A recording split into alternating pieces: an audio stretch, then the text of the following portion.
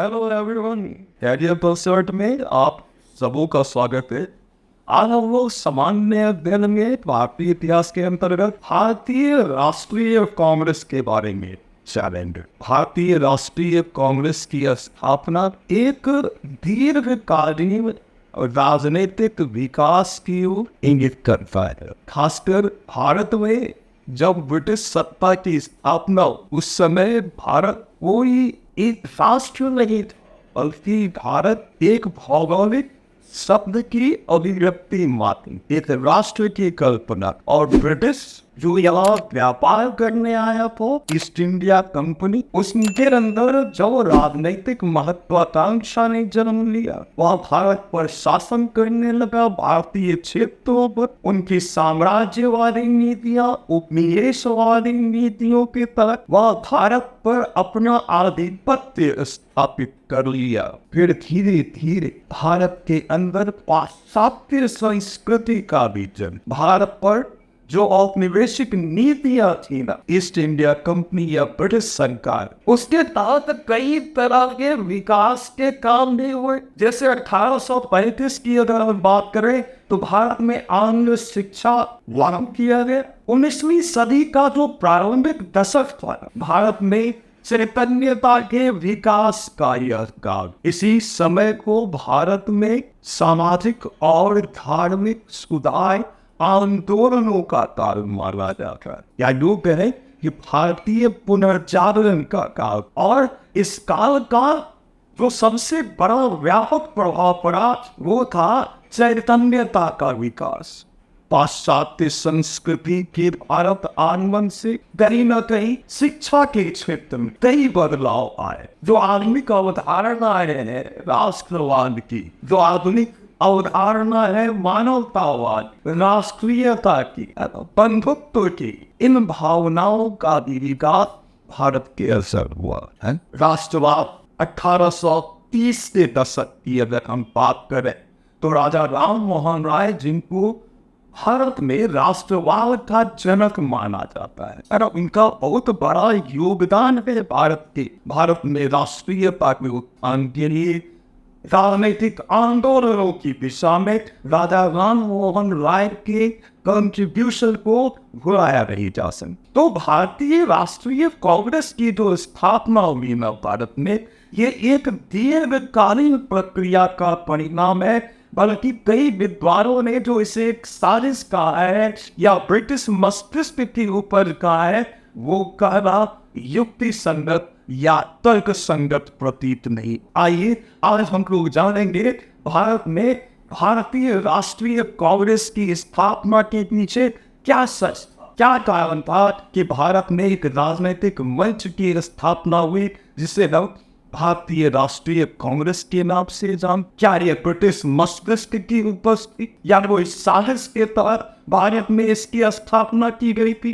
क्या कारण था? इन सभी पहलुओं पर आज हम लोग चर्चा करें और अवधारणाओं को समझने का प्रयास करें। आइए जाए। सबसे पहले तो भारतीय राष्ट्रीय कांग्रेस की स्थापना के पीछे क्या पृष्ठभूमि था? क्या यह कोई आकस्मिक घटना का परिणाम था या एक दीर्घकालीन प्रक्रिया के तहत भारत में भारतीय राष्ट्रीय कांग्रेस जैसे राजनीतिक संगठन की स्थापना हुई? उसके पृष्ठभूमि का निर्माण कैसे हुआ, इस बात को विचारना हमारे लिए उतना ही जरूर। तो सबसे पहले मैंने कहा ना कि 1830 के दशक में, या आप कह सकते हैं 19वीं सदी के प्रारंभिक दशक में, राष्ट्रवाद और राष्ट्रीयता जैसी भावनाएं उफान लेना प्रारंभ कर दिया था। और इसका जनक माना जाता है राजा राम मोहन राय को। भारत में आंग्ल शिक्षा, पाश्चात्य शिक्षा का प्रचलन हो गया था।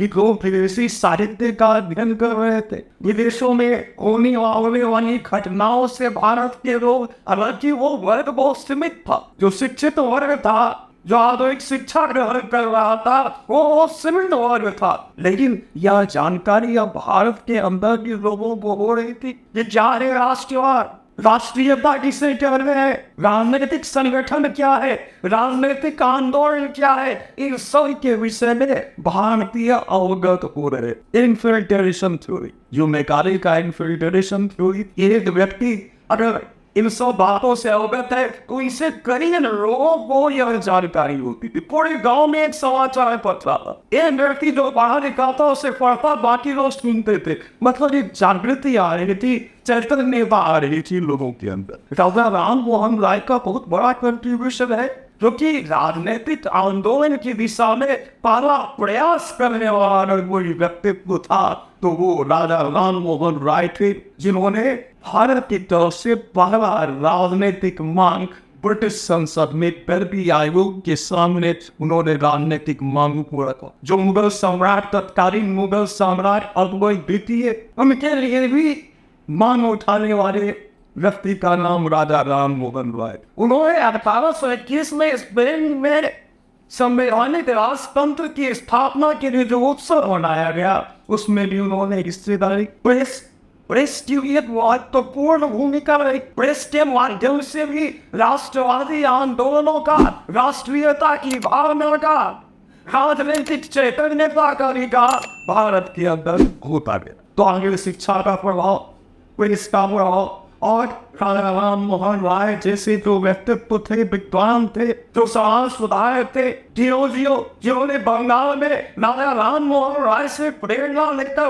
बंगाल में यंग बंगाल मूवमेंट चलाया, उनकी भी बहुत अधिक महत्वपूर्ण भूमिका रही थी भारत में राष्ट्रवादी आंदोलन के दौरान। तो जैसे जैसे भारत में राष्ट्रवाद और राष्ट्रीयता की भावना उभर ले रहा था, एक राजनीतिक आंदोलन की दिशा में भी एक विकास की प्रक्रिया चल रही थी। और इसके लिए राष्ट्रवादियों ने यह सोचा कि एक राजनीतिक संगठन होना चाहिए जो जाति, वर्ग, क्षेत्र से परे, धर्म से परे, जैसी भावनाओं से परे हटकर एक राष्ट्र के लिए का इस तरह का मांग, इस तरह का डिमांड राष्ट्रवादियों के अंदर, हालांकि वो सीमित वर्ग था लेकिन उनके अंदर अब यह डिमांड और यह बात करने लगा, यह बात की महत्ता बढ़ने लगी कि भारत में राजनीतिक आंदोलन तीव्र करने के लिए राजनीतिक संगठनों की स्थापना होना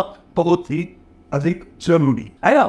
तो इस दिशा में सबसे जो पहला प्रयास किया गया 1830 के दशक में पहला जो राजनीतिक संगठन की स्थापना हुई 1830 में, वो था लैंड होल्डर सोसाइटी, जो जमींदारों का एक संगठन था।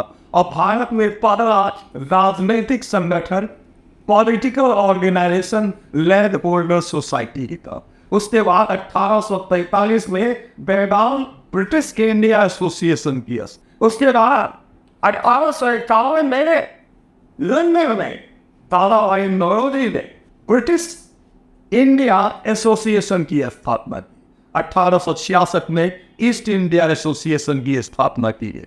1896 में इंडियन एसोसिएशन की स्थापना हुई, जिससे आनंद मोहन बोस और सुरेंद्र नाथ बनर्जी उससे जुड़े हुए।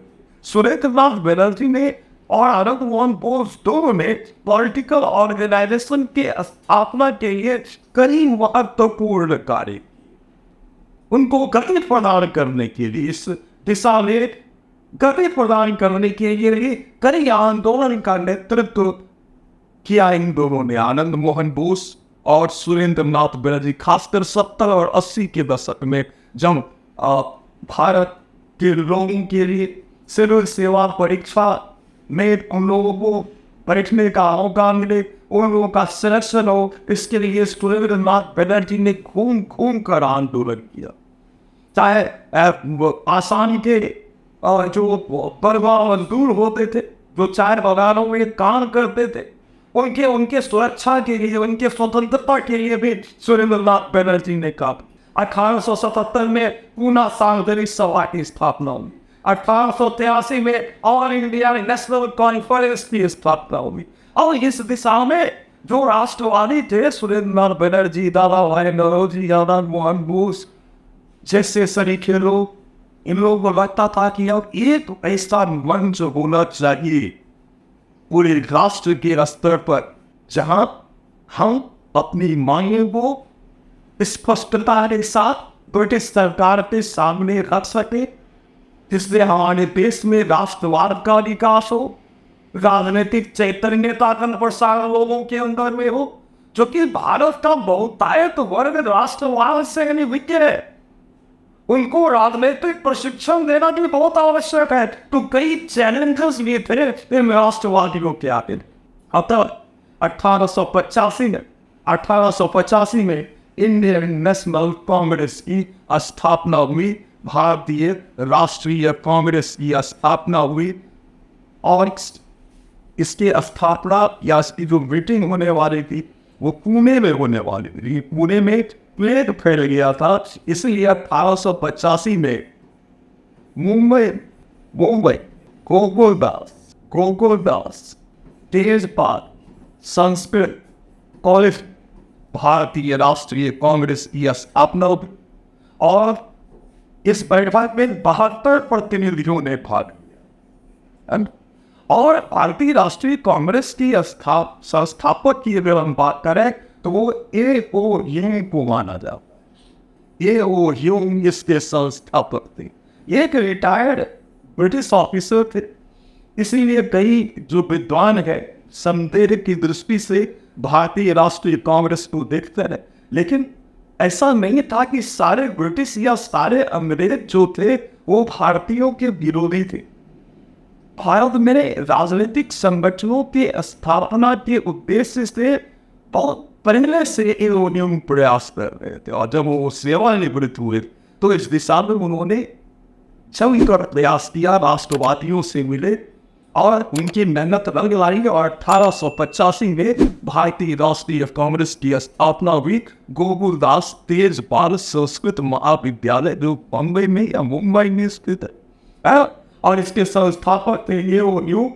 इसके पहले अध्यक्ष जो बनाए गए थे वो थे तो व्योमेश चंद्र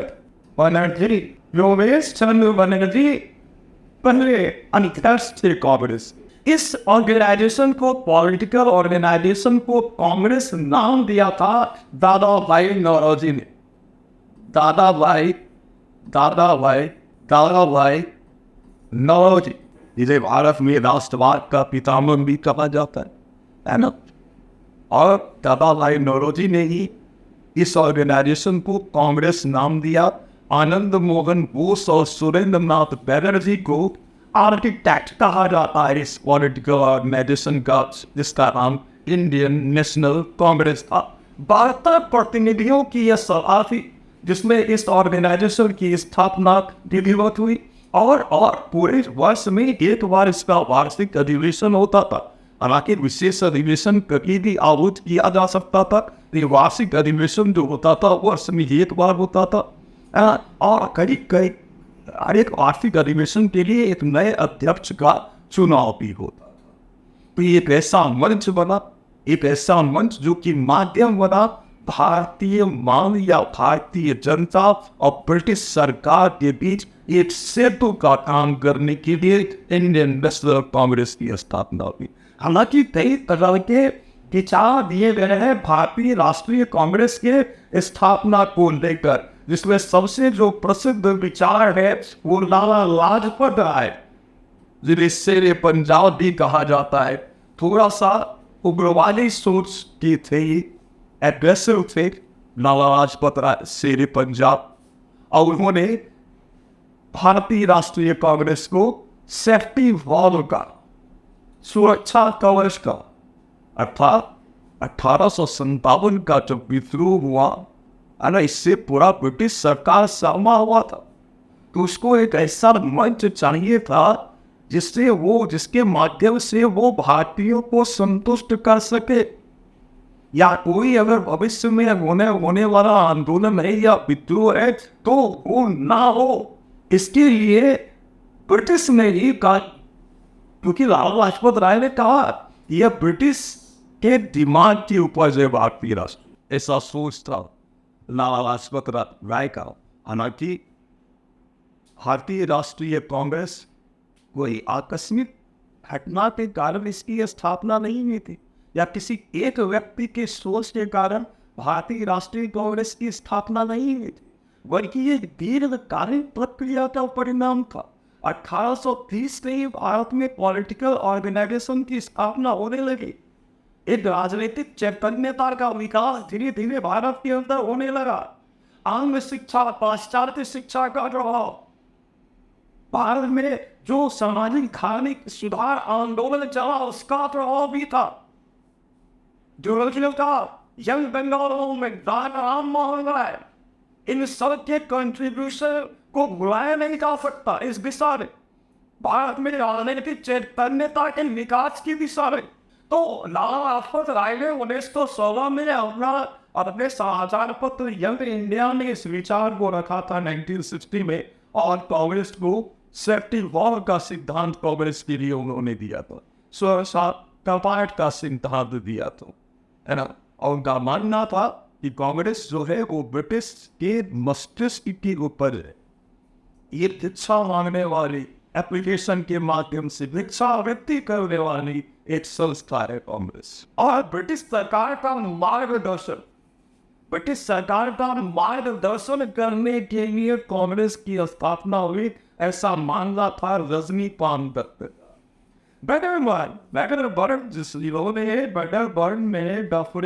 डफरिन जो 1885 में भारत के वायसराय थे, उन्हीं के समय में भारतीय राष्ट्रीय कांग्रेस की स्थापना हुई थी। उनकी जीवनी लिखने का श्रेय जाता है वेडरबर्न को। और वेडरबर्न ने एक चर्चा किया है उसकी जो जीवनी लिखी है डफरिन की, कि डफरिन कहीं ना कहीं ब्लूवेट्सकी जो थियोसॉफिकल सोसाइटी की थी उनसे वो नज़दीक थे, और उन्हीं के थ्रू वो मिले थे उन्हीं लाल सिंह से, और जिन्होंने बतलाया, जो कि तांत्रिक थे, उन्होंने बताया कि भविष्य में 1857 जैसे विद्रोह की पुनरावृत्ति हो सके। ऐसी चर्चा वेडरबर्न करता है। गुरुमुख निहाल सिंह भी इस बात की चर्चा करता है, गोपनीय रिपोर्ट की चर्चा करता है कि ब्रिटिश सरकार सहमा हुआ था कि क्या फिर से 1857 जैसे विद्रोह की पुनरावृत्ति होने वाली, और इसके चलते ही उसने भारतीय राष्ट्रीय कांग्रेस की स्थापना करवाई, है ना। हालांकि यह तर्क संगत और युक्ति संगत प्रतीत नहीं होता है, क्योंकि हम सब जानते हैं कि भारतीय राष्ट्रीय कांग्रेस एक दीर्घकालीन प्रक्रिया का परिणाम, यह चैतन्यता जो धीरे धीरे विकसित होती गई भारतीय पर्यावरण में, उसका परिणाम, है ना। तरित चालक का सिद्धांत गोपाल कृष्ण गोखले ने दिया कि कांग्रेस जो है वो तरित चालक का मतलब होने वाला अगर कोई विद्रोह है तो वो ना वो तरित चालक का काम करने के लिए कांग्रेस की स्थापना ब्रिटिश सरकार के मदद से हुई है। इस तरह का तर्क जो है कांग्रेस की स्थापना के पीछे विभिन्न विद्वानों के द्वारा दिया गया। हालांकि जैसा कि मैंने कहा कि कांग्रेस जो है वो कोई आकस्मिक घटना का परिणाम नहीं, बल्कि एक दीर्घकालीन प्रक्रिया का परिणाम है। भारत के अंदर जो राजनीतिक चैतन्यता का जन्म हुआ, राष्ट्रवाद का जो उत्थान हुआ धीरे धीरे, उसका परिणाम था एक पॉलिटिकल ऑर्गेनाइजेशन के रूप में। और ये पतला पॉलिटिकल ऑर्गेनाइजेशन नहीं है ना, ये पॉलिटिकल ऑर्गेनाइजेशन 1830 से ही बनना शुरू हो गया था। राजनीतिक संगठनों के विकास का जो इतिहास है वो 1830 से ही लैंड होल्डर सोसाइटी की जब स्थापना हुई, वहीं से पॉलिटिकल ऑर्गेनाइजेशन की स्थापना की प्रक्रिया वहीं से प्रारंभ हो जाती है, और परिणति निश्चित रूप में भारतीय राष्ट्रीय कांग्रेस के रूप में हम देखते हैं। तो भारतीय राष्ट्रीय कांग्रेस के इतिहास, स्वतंत्रता प्राप्ति से पहले का जो इतिहास है 1885 से 1947 तक का जो इतिहास है, उस इतिहास को हम लोग कांग्रेस के 3 चरणों में बांट कर देते हैं। पहला चरण जो है कांग्रेस का, उसे हम उदारवादी चरण कहते हैं।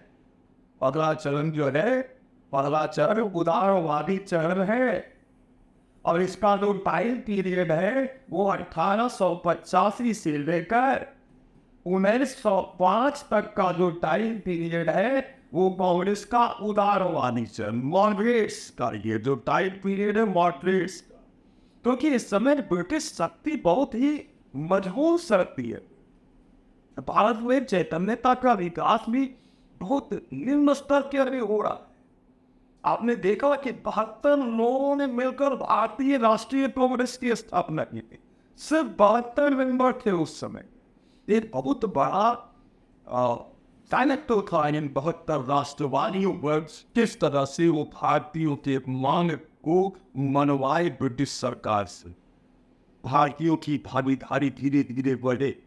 इस राष्ट्र की जो संकल्पना है, राष्ट्रवाद की जो संकल्पना है, वो साकार हो। तो राष्ट्रवादियों की जो रणनीति थी वो था कि आवेदन किया पर एप्लीकेशन देके, मेमोरेंडम देके और अपनी बात को मनवाया जाए ब्रिटिश सरकार से। इस सिविल सेवा में भारतीयों को भी मौका लगे।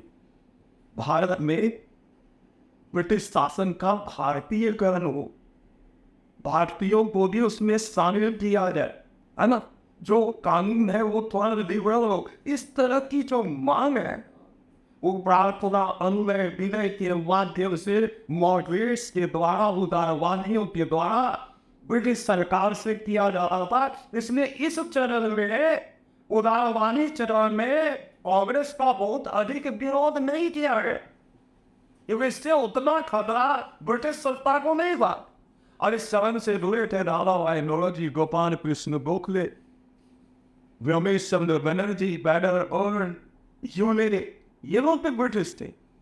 अब ऐसे उदारवादी जो नेता थे, फिरोज मेहता सरीखे लोग, वो जुड़े हुए थे उदारवादी चरण में। और अनुनय विनय के माध्यम से, प्रार्थना के माध्यम से, मेमोरेंडम के माध्यम से, एप्लीकेशन के माध्यम से भारतीय मांगों को मनवाने का प्रयास जो है इन उदारवादियों के द्वारा किया जाता है ना। लेकिन अब धीरे धीरे कांग्रेस की महत्ता बढ़ रही थी, इनके सदस्यों की संख्या भी बढ़ रही थी।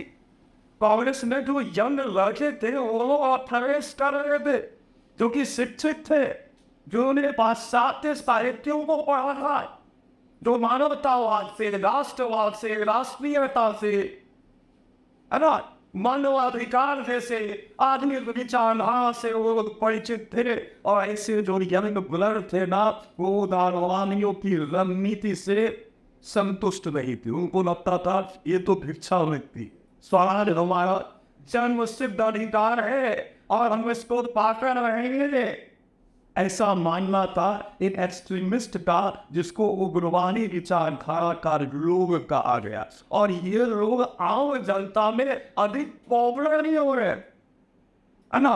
तो 1905 से लेकर 1917 तक का जो चरण है उसे उग्रवादी चरण कहा गया, क्योंकि इस समय कांग्रेस से जो जुड़ने वाले लोग थे वो कहीं भी उदारवादियों की रणनीति से वो संतुष्ट नहीं। और इसमें 3 नाम प्रमुख रूप से दिया जाता है। एक तो बाल गंगाधर तिलक, दूसरा लाला लाजपत राय और बिपिन चंद्र पाल, इसके अलावा अरविंदो घोष। लाल पाल की जोड़ी फेमस थी उग्रवादी चरण में, खासकर बाल गंगाधर तिलक की बहुत ही महत्वपूर्ण भूमिका रही कांग्रेस के अंदर और इन्होंने संघर्ष किया। और हालांकि इस चरण में भी उदारवादियों का अस्तित्व था। 1907 में स्कूलों अधिवेशन में कांग्रेस बढ़ भी गया लोगों में। गणतंत्र जो उग्रवादी विचारधारा के पोषक थे वो गणतंत्र में थे, और जो उदारवादी विचारधारा के पोषक थे वो गणतंत्र में थे। और यहाँ ब्रिटिश सरकार की डिवाइड एंड रूल की पॉलिसी कांग्रेस के अंदर ही चली और कांग्रेस के लोग उससे खटकने लगे।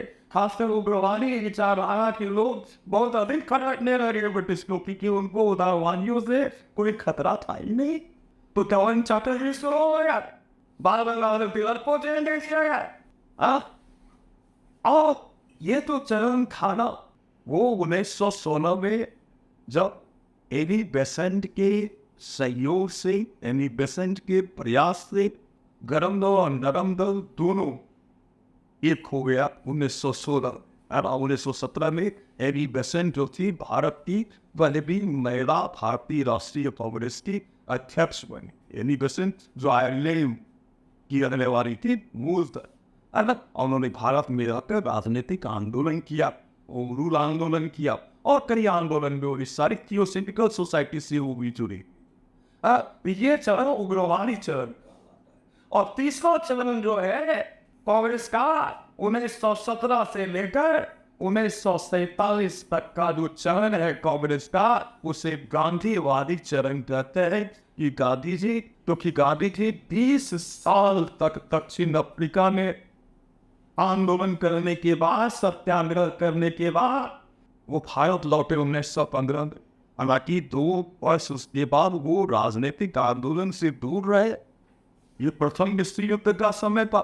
लेकिन 1917 से वो सक्रिय राजनीति में आए, भारत के अंदर कांग्रेस से जुड़े और अपना पहला सत्याग्रह 1917 में चंपारण सत्याग्रह से, और तभी से लेकर 1917 से लेकर 1947 तक का चरण है, उसे गांधीवादी चरण कहा जाता है।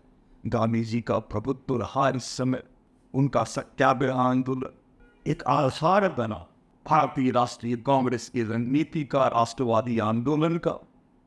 चाहे 1917 का चंपारण सत्याग्रह हो, अहमदाबाद मिल मजदूर आंदोलन हो, खीरा सत्याग्रह हो, फिर 1919 का रॉलेट सत्याग्रह हो, 1920 का असहयोग आंदोलन हो, खिलाफत आंदोलन हो, फिर संघ और ज्ञान आंदोलन 1930 का, है ना, भारत छोड़ो आंदोलन।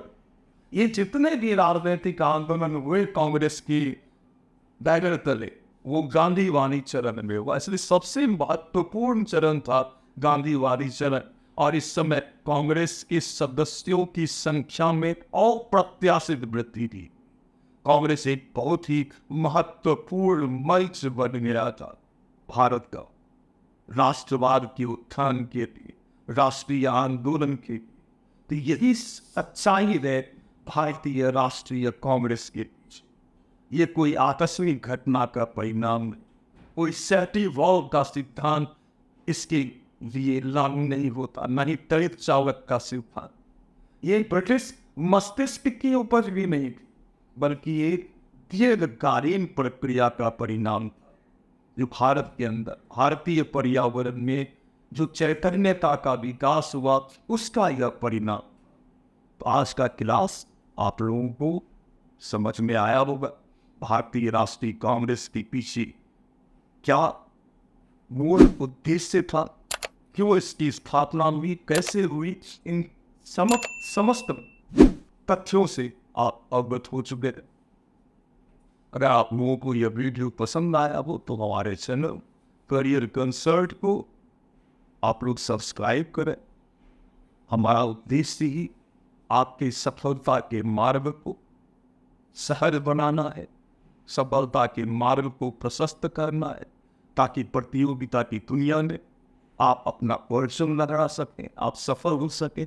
हमारे वीडियो को लाइक करें, सब्सक्राइब करें, अपना सलाह भी दें हमें कि आपको किन टॉपिक्स पर वीडियो देखना है ना। और बेल बटन को निश्चित रूप से दबाएं। हम लोग अगले वीडियो में बहुत ही जल्द मिलेंगे। तब तक के लिए बहुत बहुत थैंक यू, धन्यवाद, शुक्रिया।